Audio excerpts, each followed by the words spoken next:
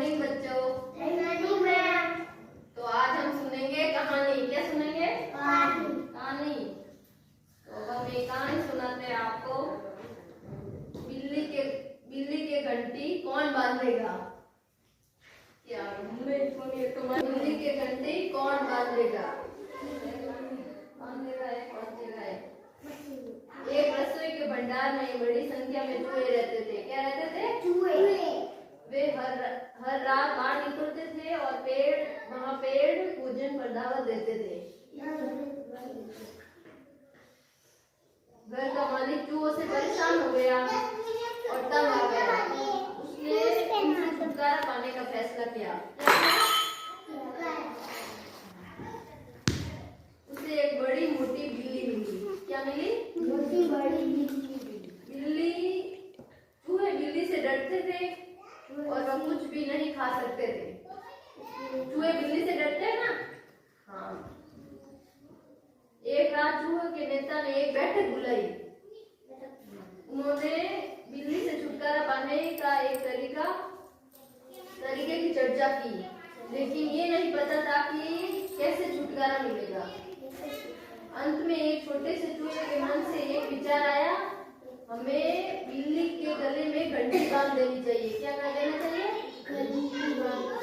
ताकि वह जब भी आए वो घंटी बजे तो जिससे चूहों को सुनाई दे जाए कि बिल्ली आ गई है। हमें बिल्ली के गले में घंटी बांध देनी चाहिए ताकि जब भी वह आए तो वो बच जाए और हम सीख सके। ये विचार सभी को पसंद आया। नेता ने पूछा, लेकिन बिल्ली के गले में घंटी कौन बांधेगा? चूहे बिल्ली से डरते हैं। यदि चूहे बिल्ली के पास जाए तो बिल्ली उसको खा जाती है। क्या करती है? ये सुनकर वह बहुत खामोश हो गए। हाँ, चुप रह गए कि अब बिल्ली के गले में घंटी कौन बांधेगा। किसी के पास कोई जवाब नहीं था। कैसी लगी ये कहानी आपको? बहुत अच्छी लगी। अब एक और कहानी सुनते हैं, भगवान की इच्छा। क्या नाम है कहानी का? भगवान की इच्छा। सोमा और भीमा धर्मपुरी के दो गरीब लोग थे। कौन थे सोमा और भीमा? धर्मपुरी के दो गरीब लोग। उसी गांव में सबासिंह नाम का एक धनी व्यक्ति रहता था।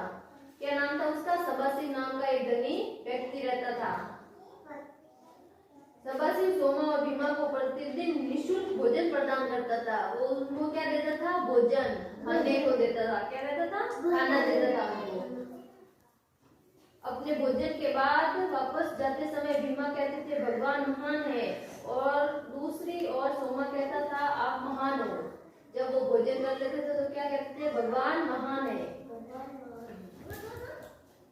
जैसे जैसे दिन बीतते गए सबासिंह भीमा दोनों उनकी वार्ता की प्रशंसा न करके नापसंद करने लगे।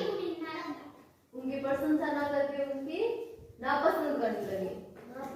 एक दिन सबासिंह ने उनसे पूछा, मैं तुम्हें हर रोज भोजन देता हूँ, लेकिन तुम भगवान की स्तुति करते हो ना कि मेरी। एक दिन उन्होंने उनसे पूछा कि मैं तुम्हें रोज खाना देता हूँ, ना ही तो तुम मेरी प्रशंसा करते हो, ना ही तुम भगवान की प्रशंसा करते हो। उसने पूछा कि क्यों, ऐसा क्यों नहीं करते आप? भीमा ने उत्तर दिया, इस दुनिया में कुछ भी नहीं होता जब तक कि ईश्वर की इच्छा न हो। कि इस दुनिया में कुछ भी नहीं हो सकता जब तक कि ईश्वर की इच्छा न हो। सब कुछ ईश्वर की इच्छा के बिना कुछ नहीं हो सकता। ये स्वयं भगवान है जो आपको हर दिन मुझे भोजन खिलाने के लिए प्रेरित करते हैं। कि भगवान ही आपको मुझे हर दिन भोजन खिलाने के लिए प्रेरित करते हैं, इसलिए मैं उनकी प्रशंसा करता हूँ। सबासिंह गुस्से में थे। उन्होंने चुनौती दी, अगर ऐसा है तो देखते हैं भगवान आपको कैसे भोजन देने जा रहे हैं। वह भीमा की आस्था की परीक्षा लेना चाहता था। अगले दिन सबासिंह ने एक कद्दू खरीदा और उसे चांदी के सिक्कों से भर दिया। नहीं दिया उसने। सोमा ने कद्दू को एक व्यापारी को बेच दिया। भीमा भिक्षा की तलाश में गए। वह उसी व्यापारी के पास गए और उसने भिक्षा मांगी। व्यापारी ने वह कद्दू दे दिया और उसने अभी खरीदा था। जब भीमा ने घर जाकर कद्दू को काटा तो उसमें से चांदी के सिक्के मिले।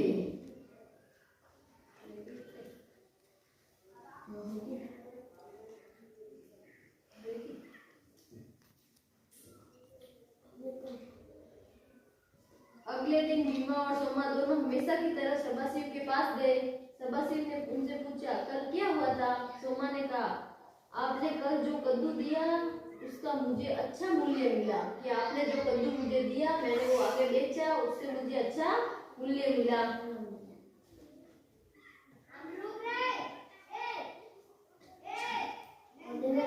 मैंने अच्छा खाना खाया।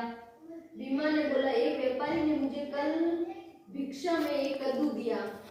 जब मैंने उसे घर ले जाकर काटा तो मुझे उसमें से चांदी के सिक्के मिले। सदाशिव ने महसूस किया कि वास्तव में कुछ भी नहीं होगा जब तक कि ईश्वर की इच्छा न हो। उसे ये भी विश्वास था कि भीमा वास्तव में भगवान के प्रति वफादार है। कैसी लगी आपको ये कहानी? बहुत अच्छी लगी। तो इससे हमें क्या सीख मिलती है कि भगवान की इच्छा के बिना हम कुछ भी नहीं कर सकते। यदि हम उनकी इच्छा के विरुद्ध जाते हैं तो वो कार्य सफल नहीं होता है। इसीलिए सभी जो कार्य होते हैं वो भगवान की इच्छा के अनुसार